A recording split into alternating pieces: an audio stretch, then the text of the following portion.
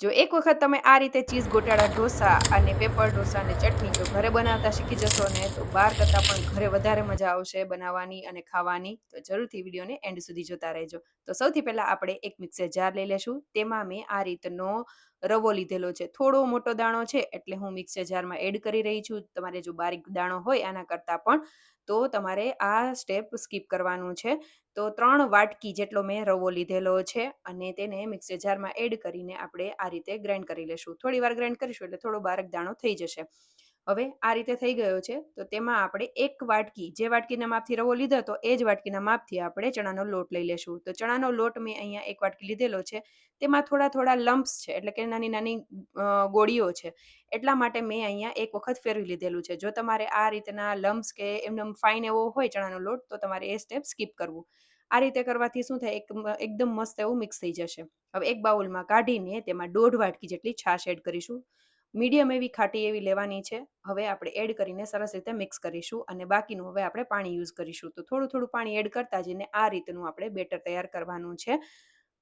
હવે તેમાં સ્વાદ પ્રમાણે મીઠું એડ કરીને સરસ રીતનું બેટર થઈ જાય એટલે આપણે તેને ઢાંકીને રેસ્ટ થવા માટે રાખી દઈશું. તો મેં પોણો કલાક જેવું રાખેલું છે અને ત્યાં તમારી પાસે જો ટાઈમ હોય તો તમે 3 થી 4 કલાક માટે પણ આ બેટરને રાખી શકો છો. હવે આપણે ટોપરાની ચટણી બનાવી લેશું. તો તેના માટે મેં અહીંયા ડેસિકેટેડ કોકોનટનો ઉપયોગ કરેલો છે એટલે કે બુરું ખમણ જે ટોપરાનું આવે એ લીધેલું છે. મારી પાસે ફ્રેશ નાળિયેર નહોતું તો તમે આ રીતે પણ બનાવી શકો છો.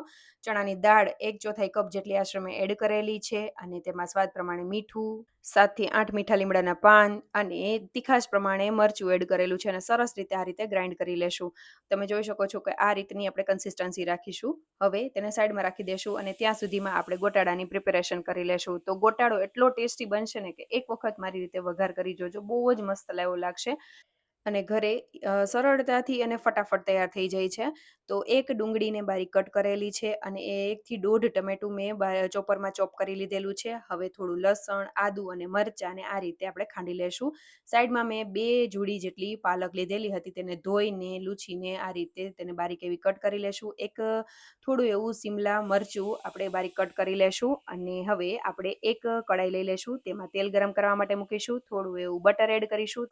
તેલ અને બટર ગરમ થઈ જાય એટલે જીરું એડ કરીશું. જીરું સરસ એવું થઈ જાય એટલે હિંગ એડ કરી દેશું અને બધી વસ્તુને સરસ રીતે સતળાઈ જાય એટલે આપણે આદુ, મરચાં, લસણની થોડી એવી એટલે કે અડધી પેસ્ટ જ મેં અત્યારે યુઝ કરેલી છે એ એડ કરી દેશું અને સરસ રીતે સાતળી લેશું. તેની કચાશ દૂર થાય પછી આપણે કેપ્સિકમ, મરચાંને એડ કરીશું અને તેને પણ થોડીવાર માટે જ કૂક કરવાના છે.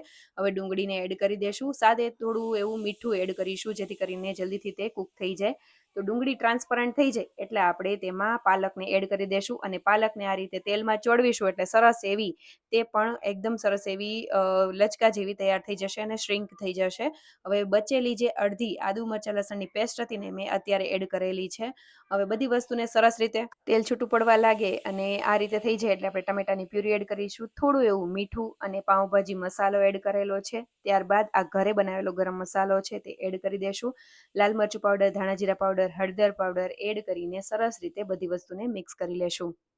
હવે જ્યાં સુધી તેલ ન છૂટું પડે ત્યાં સુધી આ ટમેટાની પ્યુરી એડ કર્યા પછી આપણે આ બધી વસ્તુને ચડવા દેવાની છે અને વચ્ચે મેં કસૂરી મેથી પણ એડ કરેલી છે. તેનાથી ફ્લેવર બહુ જ સરસ એવી આવે છે. જરૂરથી એડ કરજો. હવે તમે જોઈ શકો છો કે મસ્ત એવું તેલ છૂટું પડી ગયું છે. તો મેં આ ઘરે બનાવેલું પનીર છે તે આશરે 100 ગ્રામ જેટલું છે તે મેં અહીંયા ખમણીને એડ કરેલું છે. ઘરનું બનાવેલો પનીરનો ટેસ્ટ જ ગજબનો આવશે. જરૂરથી એક વખત ટ્રાય કરજો અને રેસીપી મેં મારી ચેનલ પર પણ આપેલી છે. હવે જેટલું પનીર લઈએ એનાથી ડબલ જેટલું આપણે ચીઝ લેવાનું છે. તો ચીઝને પણ ખમણી લેશું આ રીતે અને સરસ રીતે હવે બધી વસ્તુને મિક્સ કરી લેશું. તો આ રીતે એકદમ ક્રીમી અને ચીઝી એવો આ ગોટાળો બનીને તૈયાર થાય છે. જે આપણે બજારમાં જોઈએ કે બહાર લારી પર ખાતા હોય કે રેસ્ટોરન્ટમાં ખાતા હોય એવો જ આ ગોટાળો બનીને તૈયાર થાય છે. એક વખત જરૂરથી ટ્રાય કરજો. હવે બધી વસ્તુ મિક્સ થઈ જાય ને એટલે આપણે જરૂર પ્રમાણે પાણી એડ કરીશું. આ મેં ટોટલ 200 ગ્રામ જેટલું મેં ચીઝ એડ કરેલું છે અને મેં 2 કટકે એડ કરેલું છે એટલે હવે આપણે પાણી એડ કરીને આ રીતે બધી વસ્તુને મિક્સ કરી લેશું. કારણ કે પાણી એડ કરશું ને એટલે થોડું ઘટ્ટ થશે અને ઉપરથી થોડો એવો ગરમ મસાલા પાવડર પણ એડ કરેલો છે અને હવે આપણે બધી વસ્તુને સરસ રીતે ચડવા દેશું. થોડું સાઈડમાંથી તેલ પણ છૂટું પડતું જશે અને તમારે જેવી કન્સિસ્ટન્સી રાખવી હોય એ રીતે આપણે ગોટાળાને રાખવાનો છે. જો તમારે તાત્કાલિક સર્વ કરવો હોય તો થોડો એવો થીક રાખવો, અને જો તમારે થોડીવાર પછી કરવો હોય તો તમારે થોડુંક એવું લિક્વિડ રાખવું, કારણ કે થોડીવાર રહેશે ને એટલે તરત જ તે ઘટ્ટ થવા લાગે છે એટલા માટે. હવે આપણે તેને સાઈડમાં રાખી દેશું અને આપણું આ બેટર લઈ લેશું. તો બેટર મસ્ત એવું ફૂલાઈ ગયું છે, તો થોડું પાણી એડ કરીને આપણે જે રેગ્યુલર ઢોસા હોય ને એ રીતનું બેટર રાખવાનું છે. તમે કન્સિસ્ટન્સી જોઈ શકો છો. સાઈડમાં મેં તવો લોઢી ગરમ કરવા માટે મૂકી દીધેલી હતી. તે સરસ એવી ગરમ થઈ જાય અને મેં તેને સિઝન પણ કરી લીધેલી છે, અને પાણી એડ કરીને આખી લોઢી સરસ એવી તપી જાય ને પછી જ આપણે આ ઢોસાને કરવાના છે. તો પાણી એડ કરીશું એટલે એજીસ સુધી બબલ થશે, અને આ રીતે બબલ થાય ને એટલે આપણે તેમાં લૂછીને આ રીતે બેટરને એડ કરી ગોળ ગોળ ફેરવતા ફેરવતા આ રીતનું આપણે ઢોસો તૈયાર કરી લેશું. હવે આપણે તેની ઉપર બટર અને ધાણાભાજી મેં એડ કરેલા છે, અને મારો જે ચૂલો છે તે થોડો નાનો પડે છે, લોઢી થોડી મોટી છે, એટલે મેં બધી સાઈડ ફેરવી લીધેલો છે, કારણ કે બધી જગ્યાએથી તેને કૂક થાય ને એટલે આ રીતની મસ્ત એવી ડિઝાઇન પડશે. તમે જોઈ શકો છો એકદમ ક્રિસ્પી એવો બનીને તૈયાર થયો છે.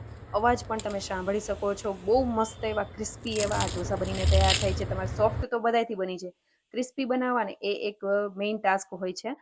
તો હવે આપણા ઢોસા પણ તૈયાર થઈ ગયા છે. તો સાઈડમાં મેં કડછીમાં તેલ ગરમ કરવા માટે મૂકેલું છે. તેમાં રાઈ અને હિંગ એડ કરીશું, બોરિયા મરચાં, મીઠા લીમડાના પાન, અડદની દાળ પણ એડ કરેલી છે. સરસ એવો વઘાર તૈયાર થઈ ગયો છે, તો તેને આપણે ચટણીમાં એડ કરી દઈશું અને ચટણીને હલાવી દેશું. હવે તેને સાઈડમાં રાખી દેશું. તો આપણી પ્લેટ તૈયાર કરી લેશું. ઢોસા બની ગયા, આપણો ગોટાળો તૈયાર થઈ ગયો છે, અને ચટણી પણ તૈયાર થઈ ગઈ છે. તો તમે જોઈ શકો છો કે થોડી વાર રહેશે ને એટલે આ રીતનો થોડો એવો થીક થઈ જશે. એટલે કન્સિસ્ટન્સી પહેલાથી જ એ રીતે રાખવી. હવે આપણે પેપર સાથે મેં અહીંયા સર્વ કરેલો છે. આજે મેં સાંભારને એવું નથી બનાવેલો, ખાલી ગોટાળો અને ચટણી જ બનાવેલા છે. તમે અવાજ સાંભળી શકો છો કેટલો ક્રિસ્પી અને એકદમ મસ્ત ટેસ્ટી એવો બને છે. ક્રિસ્પી ક્રિસ્પી જે ઢોસા હોય એટલે કે પેપર હોય તેની સાથે ગોટાળો ખાવાની મજા જ કંઈક અલગ આવે. તો જરૂરથી રેસીપી ટ્રાય કરજો, અને તમને કેવી રેસીપી લાગી એ પણ મારી સાથે શેર કરજો. અને જો તમે મારી ચેનલ પર નવા હોય ને તો લાઈક, શેર અને સબસ્ક્રાઈબ કરવાનું ભૂલતા નહીં. અને જો તમને આ રેસીપી સારી લાગે ને તો તમારા ફ્રેન્ડ્સ અને ફેમિલી સાથે જરૂરથી શેર કરજો, જેથી કરીને બધા તેનો બનાવી શકે અને આનંદ પણ લઈ શકે. તમે એક વખત ઘરે બનાવશો ને તો બજાર કરતાં પણ ઘરે બનાવવાની વધારે મજા આવશે અને ખાવાની મજા આવશે. તો એક વખત ટ્રાય કરીને કમેન્ટ જરૂરથી કરજો. Thank you for watching.